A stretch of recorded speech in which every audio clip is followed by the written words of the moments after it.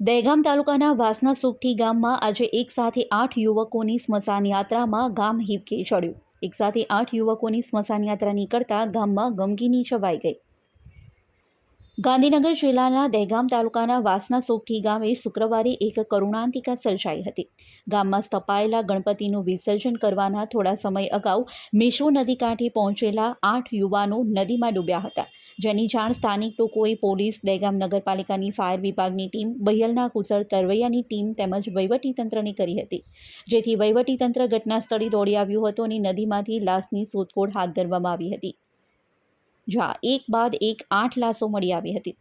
જોકે કેટલાક લોકોના જણાવ્યા અનુસાર હજી પણ 1 થી 2 યુવકો અંદર હોવાની આશંકાને પગલે હજી પણ શોધખોળ હાથ ધરવામાં આવી રહી છે। વાસના સુખઠી જેવા નાનકડા ગામમાં સર્જાયેલી આ કરુણિકતાથી સમગ્ર પંથકમાં શોકનું મોજું ફેલાયું હતું।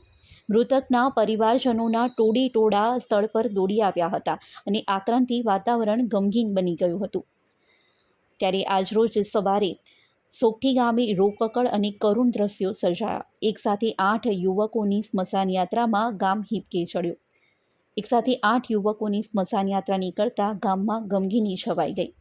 આ સ્મશાન યાત્રામાં દહેગામના ધારાસભ્ય બલરાજસિંહ ચૌહાણ, સાંસદ હસમુખભાઈ પટેલ સહિતના રાજકીય આગેવાનો અને મામલતદાર, તાલુકા વિકાસ અધિકારી સહિતના સરકારી તંત્રના અધિકારીઓ પણ જોડાયા હતા।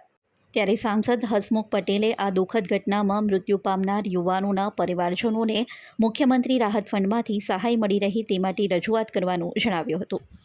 8 નિર્મલ યુવાનોના આકસ્મિક નિધનથી સમગ્ર દહેગામ તાલુકામાં દુઃખની લાગણી પ્રસરી ગઈ છે। વાસણા ગામ ઉપર તો જાણે આબ ફાટી હોય તો દુઃખ આવી પડ્યું છે।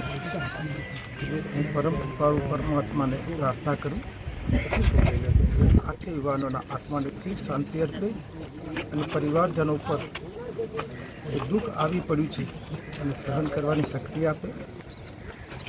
હું અને દહેગામના ધારાસભ્ય બલરાજસિંહ ચૌહાણ બંને જણા ગુજરાત સરકારમાં આ પરિવારોને મુખ્યમંત્રી રાહત ફંડમાંથી યોગ્ય સહાય મળે એ માટે રજૂઆત કરવાના છે।